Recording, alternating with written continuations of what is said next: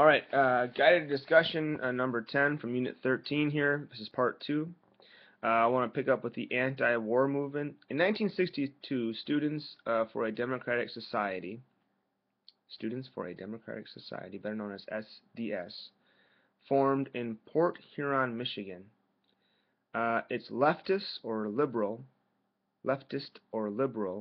political agency was laid out in the Port Huron Statement, which basically said that the country was dominated by huge impersonal organizations such as governments, corporations, universities that were oppressing the individual. The solution was a participatory democracy in which students would take educational process from the administration. Now, the SDS,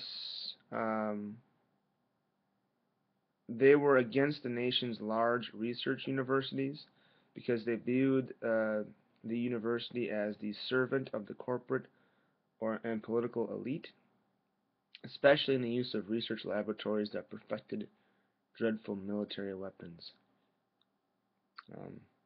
Some of those research facilities, I'm guessing, probably also tried to find a cure for cancer.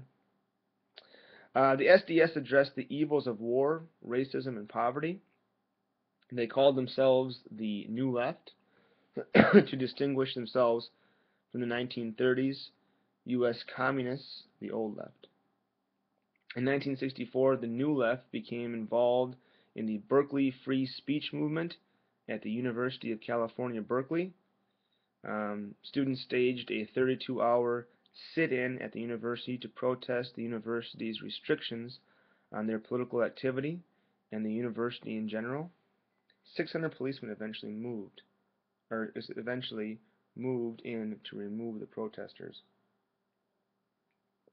They came in to take them out. By 1965, the major thing the SDS and other groups like it were protesting was the Vietnam War, and they helped stage a large march on the Pentagon in October of 1967.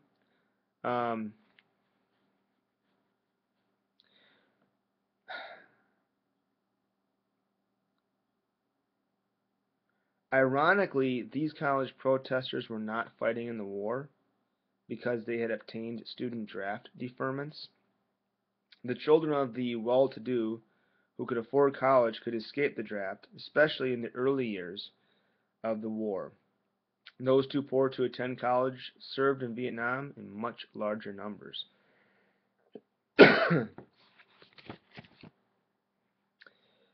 Another important aspect of the Vietnam War was the Tet Offensive, T-E-T Offensive, in late January and early February of 1968.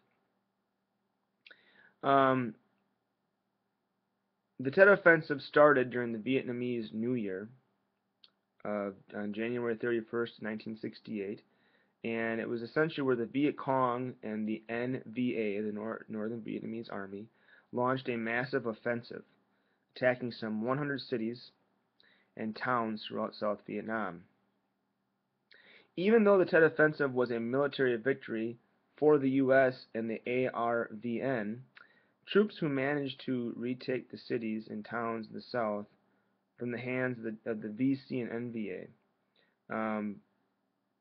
they were happy, but they did have some lasting effects here.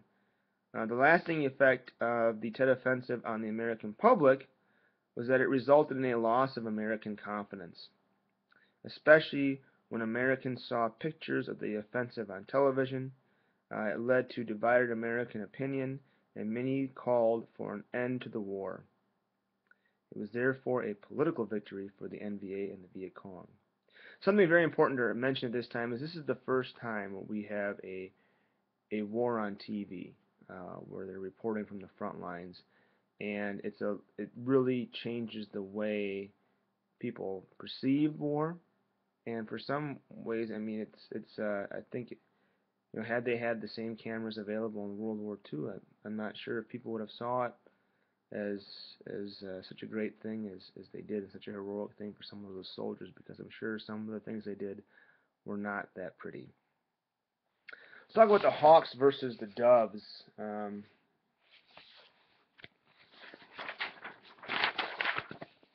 Supporters for and against the war broke into two groups: the Hawks that were for the war and the Doves that were against it. Um, the Hawks, to defend the war, they viewed the war as part of the worldwide battle against communism. It was a necessary part of the containment policy and of the Cold War. Excuse me. Besides the U.S., the fact the U.S. wasn't winning anyway, four major reasons why the Doves criticized America in the Vietnam War was: number one, they viewed the war as a civil war among the Vietnamese people, a war in which the U.S. had no business intervening. They also said that they felt that the U.S. was supporting a corrupt and unpopular government in South Vietnam, in Saigon, and it was wrong. Number three, they criticized President Johnson for sacrificing American lives in an undeclared war. And number four, they protested the innocent killing of civilians during the war. All of this Vietnam garbage, excuse me, it's not garbage, it's just a lot going on there. And controversy, I guess, is what I'm thinking more of, the more appropriate term, because there was a ton of controversy with this. And I think about today and all the controversy that we see on TV, and it's just, ugh. And this was legitimate controversy. Leads into the election of 1938. Now, due partly to his unpopularity, President Johnson announced that he would not run for election in 1938. Actually, 1968. Did I say election 1938? I meant 1968. Three major candidates emerged to run for the Democratic nomination for president in 1968. The first was Eugene McCarthy. Now, Eugene McCarthy opposed the Vietnam War. The second was Robert Kennedy. He opposed the Vietnam War and appealed especially to the poor and to minorities. And then, of course, there was Vice President Hubert Humphrey, who supported LBJ's war policies. In 1968, it was the year of the assassination. Martin Luther King Jr. died. He was assassinated. Robert Kennedy was assassinated as well in June of 1968. King was assassinated in April of 1968. Hubert Humphrey ended up capturing the Democratic nomination for president at the party's convention in Chicago in August of 1968. But anti-war protests erupted outside the convention halls after being ordered to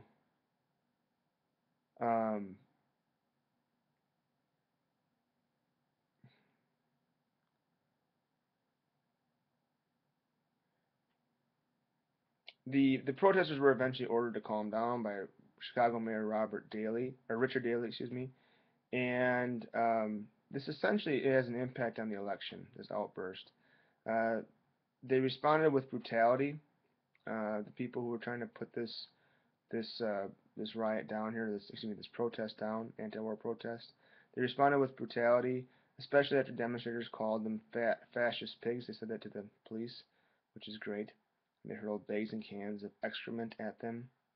Can't really blame them. Hundreds were wounded on both sides. These demonstrations hurt the Democrats' chance of winning the election, as they appeared more divided than ever. Many at the convention were anti-war, but the Humphrey forces blocked attempts to secure an anti-war platform. Interesting stuff. Among the protesters in Chicago were a group known as the Yippies, members of the Youth International Party. Their leader was Abby Hoffman. She said, our conception of revolution is that it's fun. The major thing that the Yippies, Y-I-P-P-I-E-S, called for was an immediate legalization of marijuana and of all psychedelic drugs. They were in favor of free sex, the abolition of money, and the student-run schools. Um, Interesting take. The Yippies were part of a broad movement known as counterculture, which was based on the utopian communities of the mid-19th century. We read about them. The movement's followers were known as hippies, who dressed with long hair, bell-bottom jeans, headbands, love beads, military surplus clothing, among other things. And so, not all hippies were against the war, but some were simply attracted to the hippie lifestyle. Um, Three major characteristics of hippies were as follows. Number one, they believed in free sex, meaning sex outside of marriage and with multiple partners. Um, this is part of the sexual revolution. Number two, they believed in the use of drugs such as marijuana and LSD. Um, Timothy Leary had actually been fired at Harvard for studying the effects of LSD on students. He promoted drugs with the line, tune in, turn on, drop out. Many hippies also, number three here, many hippies also lived in communes where they shared everything. True communism, like the antebellum utopian communities. This is what these hippies were into. Partly because of the violence in Chicago that marred the Democrats, Republican Richard Nixon defeated Democrat Hubert Humphrey, there we go, in the election of 1968. Nixon had promised that the election, had promised during the election to follow a policy of peace with honor, and he promised to restore law and order and respect for authority. Nixon claimed that he represented the silent majority of Americans that wanted order and stability in reaction to all the dramatic changes of the 1960s. This is partially a knock on the hippies and the anti-war protests of the time. One of the major things that helped Richard Nixon win was the fact that George Wallace ran for president as a third-party candidate representing the American Independence Party. Wallace was against more rights for blacks, against the Great Society. He was against radical demonstrators like the Yippies. He helped Nixon because he took a lot of the Humphrey vote away in major states, and he won 5 states in traditionally Democratic Solid South, earning 46 electoral votes. And so this kind of, again, represents another shift here where we have Republicans, or Democrats losing out power in the South here. And that will come to kind of stay true even towards today. All right, that's part 2.